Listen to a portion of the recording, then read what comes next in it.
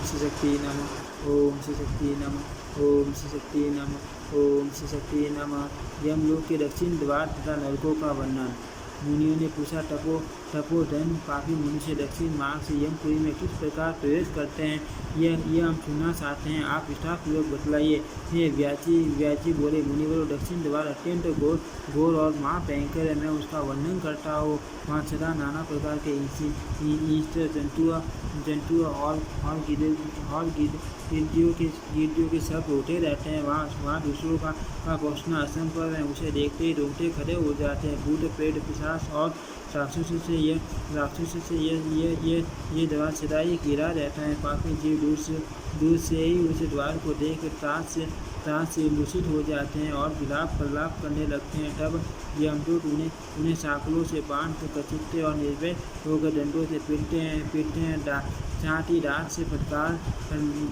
डांटते फटकारते भी रहते हैं। होश में आने पर वे खून से लटपट हो पग पर लड़खड़ाते हुए ये दक्षिण द्वार को जाते हैं। मार्ग में कई टीके कांटे होते हैं और कहीं सूर्य की धार के समान तीक्ष्ण पत्थरों के टुकड़े बिछे होते हैं। कहीं कीचड़ भरी रहती हैं और कहीं ऐसे गड्ढे होते हैं जिनको पार करना असंभव सा होता है। कहीं लोहे की सुई के समान कीले गढ़ होती हैं। कई वृक्षों से भरे हुए पर्वत होते हैं जो किनारों पर झरने गिरते रहने से दुर्गम प्रतीत होते हैं और कहीं टपे हुए अंगारे बिछे होते हैं। ऐसे मार्ग से दुखी होकर पापी जीवों की यात्रा करनी पड़ती है। कहीं दुर्गम गर्त, कहीं चिकने डेले, कहीं टपाई हुई बालू और कहीं टीके कांटे होते हैं। कहीं डावा नर्म प्रचलित रहता है, कहीं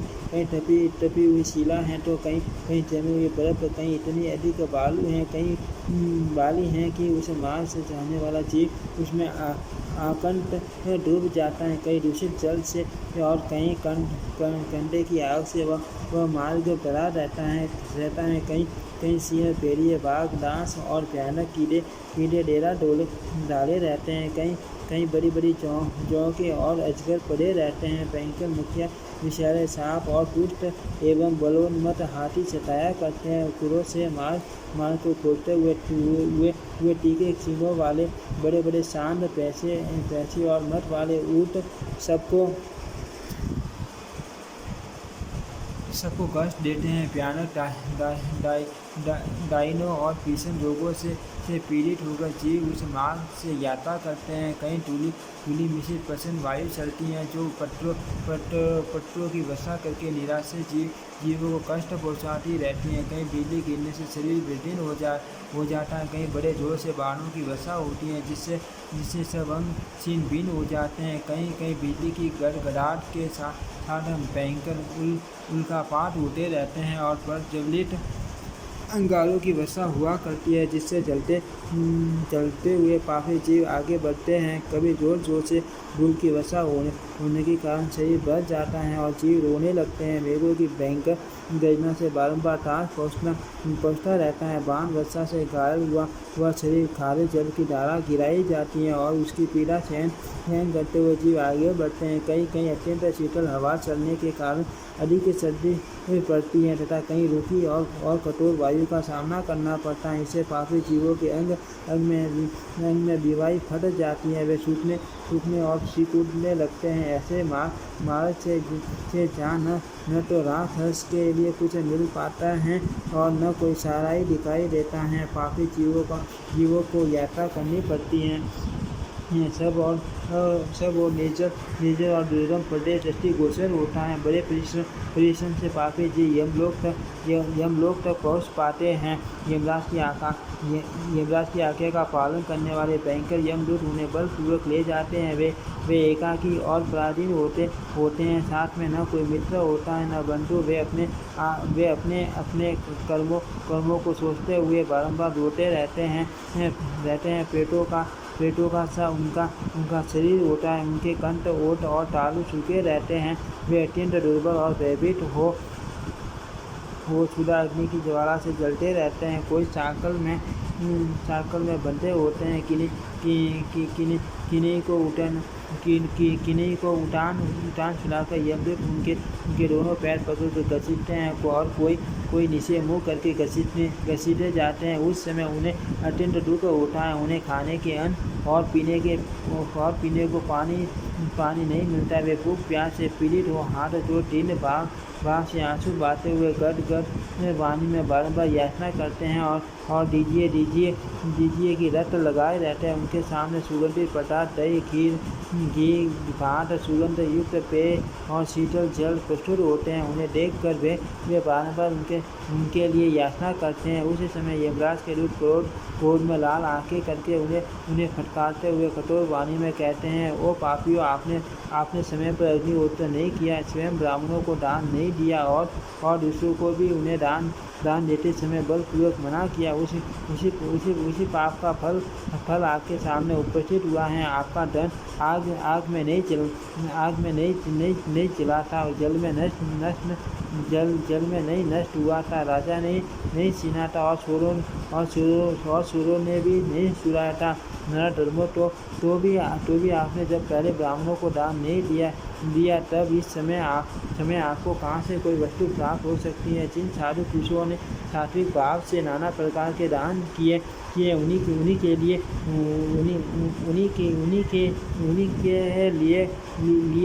ये पर्वतों के समान अन्न के ढेर लगे दिखाई देते हैं।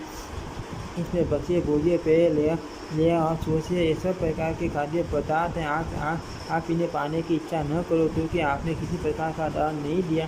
जिन्होंने दान होम यज्ञ और ब्राह्मणों का पूजन किया है, उन्हीं का अन्न ले आकर सदा यहाँ जमा किया जाता है। नार के जीवों, ये दूसरों की वस्तु हम आपको कैसे दे सकते हैं। यमदूतों की यह बात सुनकर वे भूखे प्यास से पीड़ित जीव उस अन्न की अभिलाषा छोड़ देते हैं।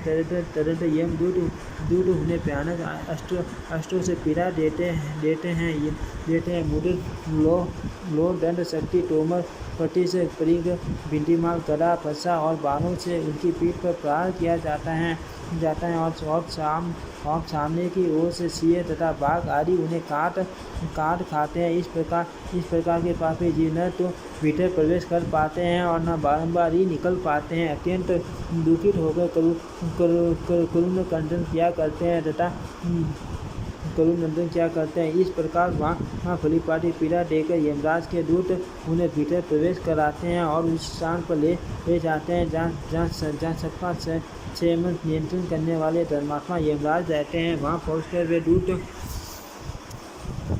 दूत यमराज को उन पापियों के आने की सूचना देते हैं और उनकी आज्ञा मिलने पर उन्हें उनके सामने उपस्थित करते हैं।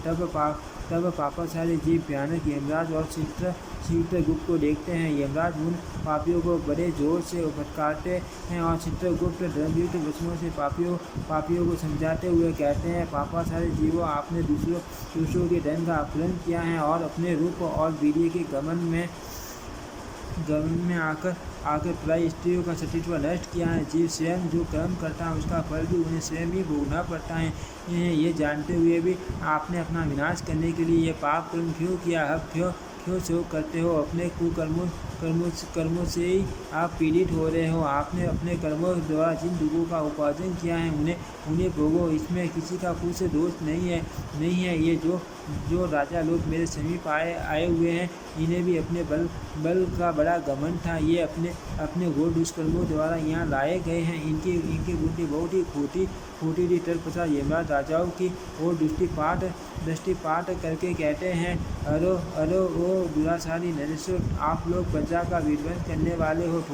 थोड़े दिनों तक रहने वाले राज्य के लिए आपने क्यों भयंकर पाप किया राजाओं। आपने राज्य के लोग मोह, बल तथा अन्याय से जो प्रजाओं को कठोर दंड दिया है उसका यथोचित फल इस समय भोगो। कहाँ गया वह राज्य, कहाँ गई वे रानियाँ जिनके लिए आपने पाप कर्म किए हैं।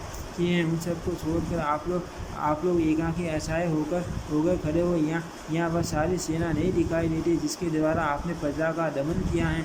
इस समय यमदूत आपके अंग फाड़े डालते हैं। देखो तो उस पाप का अब कैसा फल मिल रहा है। इस प्रकार यमराज के उपालंब युक्त अनेक वचन सुनकर वे राजा अपने अपने कर्मों का विचार करते हुए चुपचाप खड़े रह जाते हैं। तब उनके पापों की शुद्धि के लिए धर्मराज अपने सेवकों को इस प्रकार आज्ञा देते हैं, वो माँ चंड, इन राजाओं को पकड़ कर ले जाओ और कम्बस नरक की अग्नि में टपा कर इन्हें पापों से मुक्त करो। धर्मराज की आज्ञा पाते ही यमदूत राजाओं के दोनों पैर पकड़कर वेग से घुमाते हुए उन्हें ऊपर फेंके देते हैं और फिर लौटकर उनके पापों की मात्रा के अनुसार उन्हें बड़ी बड़ी शिलाओं पर देर तक पटकते रहते हैं, मानो वजह से किसी मान वृक्ष पर प्रहार करते हैं।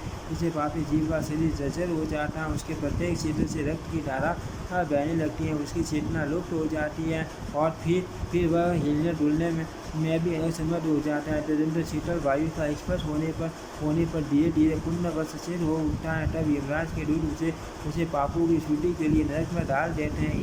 एक से निर्गत होने पर वे दूसरे पापियों के बीच में यमराज से निवेदन करते हैं, देवी आपकी आज्ञा से हम दूसरे पापी को भी ले आए। यह सदा धर्म से विमुक्त और पाप परायण रहा है। यह दुराचारी व्याग है। इतने महापाठक और उपासक सभी किए हैं। यह पवित्र मनुष्य सदा दूसरे जीवों की इच्छा में संलग्न रहा है। ये जो दुष्टात्मा खड़ा है अगम्य सृष्टियों के साथ समागम करने वाला है।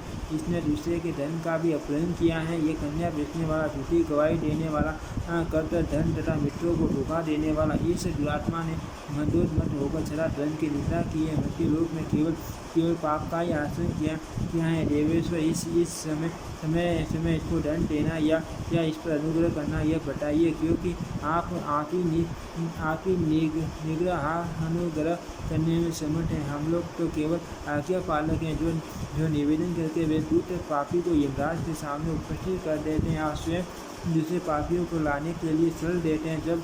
जब पापी पर लगाए गए दोष की सिद्धि हो जाती है, तब यमराज अपने भयंकर सेवकों को उन्हें दंड देने के लिए आदेश देते हैं। वशिष्ठ आदि महर्षियों ने जिसके लिए जो दंड नियत किया है, उसी के अनुसार वे यम किंकर पापी को दंड प्रदान करते हैं।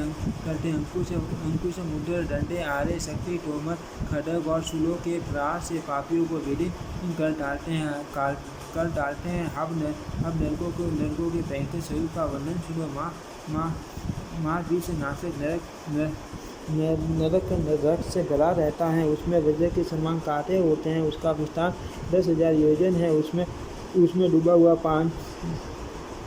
हुआ पापी जीव कांटों से बिलकर अत्यंत कष्ट भोगता है। गौओं का वध करने वाला मनुष्य उस भयंकर नरक में 1,00,000 वर्षों तक निवास करता है। कुंभी पाक का विस्तार 100 लाख योजन है। वह अत्यंत भयंकर नरक वहाँ की भूमि टपाए हुए तांबे के गड्ढों से भरी रहने के कारण अत्यंत प्रज्वलित दिखाई देती है। वहाँ गर्म बालू और अंगारे बिछे होते हैं। वहाँ ब्राह्मण की हत्या तथा पृथ्वी का अपहरण करने वाले और धरोहर को हड़प लेने वाले पापी उस नरक में डालकर पल्ले काल तक जलाए जाते हैं। तदनंतर रौरव नामक नरक है जो प्रज्वलित वज्रमय बाणों से व्याप्त रहता है। उसका विस्तार 60,000 योजन का है। उस नरक में गिराए हुए मनुष्य जलते हुए बाणों से बीतकर यातना भोगते हैं। झूठी गवाही देने वाले मनुष्य उसमें ईख की भांति पेरे जाते हैं। उसके बाद पंचूस नामक नरक है जो लोहे से बना हुआ है। वह सदा प्रज्वलित रहता है। उसमें वे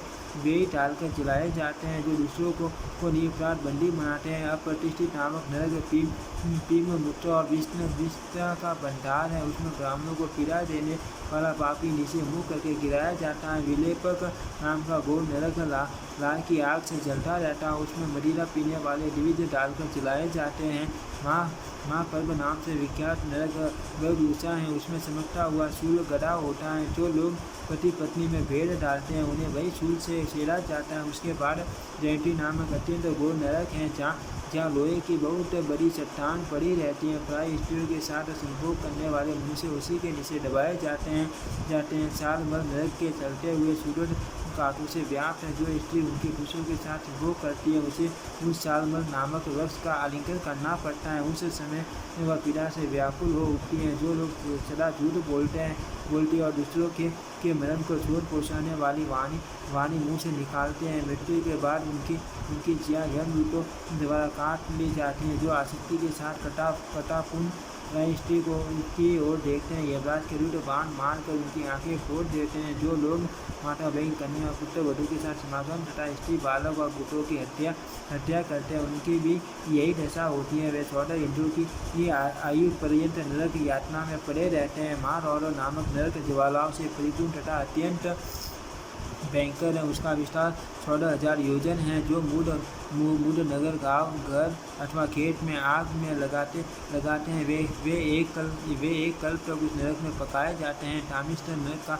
विस्तार 1,00,000 योजन है। वहाँ सदा खडग प्रतिश और मुद्रों की मार पड़ती रहती है। इससे वह बड़ा भयंकर जान पड़ता है। यमराज के दूत चोरों को उसी में डालकर चूल शक्ति गदा और खड़ग से उन्हें 300 कल्पों तक पीटते रहते हैं। माँ तामिस्त्र नामक नरक और भी दुखदायी है। उसका विस्तार तामिस्त्र की अपेक्षा दूना है। उसमें जो की भरी हुई और निरंतर अंधकार छाया रहता है। जो माता पिता और मित्र की हत्या करने वाले तथा विश्वासघाती हैं, वे जब तक ये पृथ्वी रहती है तब तक उसमें पड़े रहते हैं और जो कि निरंतर उसका रक्त सृष्टि रहती है। ऐसी पत्र वन नामक नरक तो बहुत ही कष्ट देने वाला है। उसका विस्तार 10,000 योजन है। उसमें अग्नि के समान प्रज्वलित खड़ग पट्टों के रूप में व्याप्त है। वहाँ गिराया हुआ पापी खड़ग की ढाल के समान पट्टों द्वारा सट विषक्त हो जाता है। उसके शरीर में सैकड़ों घाव हो जाते हैं। मित्रघाती मनुष्य उसमें एक कल्प तक रखकर काटा जाता है। करम्ब बालू का नामक नरक 10,000 योजन विस्तीर्ण है। उसका आकार कुएं की तरह है। उसमें जलती हुई बालू अंगारे और कांटे भरे हुए हैं। जो भयंकर उपायों द्वारा किसी मनुष्य को जला देता है वह उक्त नरक में 1,10,300 वर्षों तक जलाया और पीड़ित किया जाता है। काकुर नामक नरक कीड़ों और पीप से भरा रहता है। जो दुष्टात्मा मानव दूसरों को न देखकर अकेला ही मिष्ठान उड़ाता है वह उसी में गिराया जाता है। कुंडल नरक विस्तार मूत्र और रक्त से भरा होता है। जो लोग पंच यज्ञों का अनुष्ठान नहीं करते वे उसी में गिराए जाते हैं। माँ भीम नरक अत्यंत दुर्गंध युक्त मांस व रक्त से पूर्ण है। अभक्ष्य भक्षण करने वाले नीच मनुष्य उसमें गिरते हैं। माँ वट नरक मुद्रों से भरा होता है। वह बहुत से कीटों से व्याप्त रहता है। जो मनुष्य अपनी कन्या बेचता है वह नीचे मुँह करके उसमें गिराया जाता है। तिल पाक नाम से प्रसिद्ध नरक बहुत ही भयंकर बताया गया है। जो लोग दूसरों को पीड़ा देते हैं वे उसमें तिल के बाती पैरे जाते हैं। तेल पाक नरक में खौलता हुआ तेल भूमि पर बांटा रहता है। जो मित्रों तथा शरणागतों की हत्या करते हैं वे उसी में पकाए जाते हैं। वज्रपात नरक वज्रमयी श्रृंखला से व्याप्त रहता है। जिन लोगों ने दूध बेचने का व्यवसाय किया है उन्हें वहाँ निर्दयतापूर्वक पीड़ा दी जाती है। निरुषवास नरक अंधकार से पूर्ण और वायु से रहित होता है। जो ब्राह्मणों को दिए जाने वाले दान में रुकावट डालता है वह निषेध करके उसमें डाल दिया जाता है। अंग रोगपशी नामक नरक देखते हुए अंगारों से प्रज्वलित रहता है। जो लोग देने की प्रतिज्ञा करके भी ब्राह्मणों को दान नहीं देते वे उसी में जलाए जाते हैं। माँ पापी नरक का विस्तार 1,00,000 योजन है। जो सदा असत्य बोला करते हैं उन्हें नीचे मुँह करके उसी में डाल दिया जाता है। माँ ज्वाल नामक नरक सदा आग की लपटों से प्रकाशित एवं भयंकर होता है। जो मनुष्य पाप में मन लगाता है उन्हें दीर्घकाल तक उसी में जलाया जाता है। कंकस नामक नरक में वज्र की दाल की समान तीखे आरे लगे होते हैं। उसमें अगम्य स्त्री के साथ समागम करने वाले मनुष्य को किन्हीं आरों से सीरा जाता है। गुड़ पाक नरक फैलते हुए गुट के अनेक कुंडों से व्याप्त है। जो मनुष्य वर्ण संकरता फैलाता है वह उसी में डालकर जलाया जाता है। छूटा नामक नरक तीखे उष्टुर से भरा रहता है। जो लोग ब्राह्मणों की भूमि हड़प देते हैं वे एक कल्प तक उसी में डालकर काटे जाते हैं। अम्बरीश नामक नरक कल्याग्नि के समान प्रज्वलित रहता है। सूर्यवंश की चोरी करने वाला मनुष्य करोड़ कल्पों तक उसमें दग्ध किया जाता है। वज्रकूटा नामक नरक वज्र से व्याप्त है। पेड़ काटने वाले पापी मनुष्य उसी में डालकर काटे जाते हैं। प्रेताप नामक नरक भी कल्याग्नि से उद्दीप्त रहता है। विष देने तथा मधु की चोरी करने वाला पापी उसी में यातना भोगता है। कालसूत्र नरक वज्र में सूत से निर्मित है। जो लोग दूसरों की खेती नष्ट करते हैं वे उसी में घुमाए जाते हैं, जिससे उनका अंग सीन भिन्न हो जाता है। कसमल नरक मुख और मुख नाक के मल से भरा होता है। मांस की रुचि रखने वाला मनुष्य उसमें एक कल्प तक रखा जाता है। उग्रगण नामक नरक लाल मूत्र और विष्ठा से भरा होता है। जो पितरों को पिंड नहीं देते वे उसी नरक में डाले जाते हैं। दुर्धर नरक जो को बिच्छुओं से भरा रहता है। शुक्रखोर मनुष्य उसमें 10,000 वर्षों तक पड़ा रहता है। वज्रमापीड नामक नरक वज्र से ही निर्मित है। जो दूसरों के धन धान्य और सुवर्ण की चोरी करते हैं उन्हें उसी में डालकर यातना दी जाती है। यमदूत उन सूरों से सन कर काटते रहते हैं। जो मूर्ख किसी प्राणी की हत्या करके उसे कौवे और गैर की पार्टी खाते हैं उन्हें एक कल्प तक अपने ही शरीर का मांस खाना पड़ता है। जो दूसरों के आसन शया और वस्त्र का अपहरण करते हैं उन्हें यमदूत शक्ति और तोमरों से बीटिंग करते हैं। जिन खोटी बुद्धि वाले पुरुषों ने लोगों के फल अथवा पत्ते भी चुराए हैं उन्हें क्रोध में भरे हुए ये यमदूत तिनकों की आग में जला डालते हैं। जो मनुष्य प्राय धन और प्राय स्त्री के प्रति सदा दूषित भाव रखता है यमदूत उसकी छाती में चलता हुआ शूल गाड़ देते हैं। जो मानव मन वाणी और क्रिया द्वारा धन से विमुक्त रहते हैं उन्हें यमलोक में बड़ी भयंकर यातना भोगनी पड़ती है। इस प्रकार लाखों करोड़ों और अरबों नरक हैं जहाँ पापी मनुष्य अपने कर्मों का फल भोगते हैं। इस लोक में थोड़ा सा भी पाप कम करने पर यमलोक में भयंकर नरक के भीतर घोर यातना सहनी पड़ती है। मूढ़ मनुष्य साधु पुरुषों द्वारा बताए हुए धर्मवीर प्रश्नों को नहीं सुनते। जब कोई उनसे पल्लू की चर्चा करता है तब वे झट यही उत्तर देते हैं, किसने स्वर्ग और नरक को प्रत्यक्ष देखा है। ऐसे लोग दिन रात प्रश्नपूर्वक पाप करते हैं। धर्म का आचरण तो वे भूल कर भी नहीं करते। इस प्रकार जो इसी लोक में कर्मों के फल का कर्मों के फल का भोग होना मानते हैं, परलोक के प्रति जिनकी तनिक भी आस्था नहीं, ऐसे नराधम भयंकर नरकों में पड़ते हैं। नरक का निवास अत्यंत दुखदायी और स्वर्गवासी सुख देने वाला। मनुष्य शुभ कर्म करने से स्वर्ग पाते हैं और अशुभ कर्म करके नरकों में पड़ते हैं। ओम श्री शक्ति नमः। ओम श्री शक्ति नमः। ओम श्री शक्ति नमः। ओम श्री शक्ति नमः।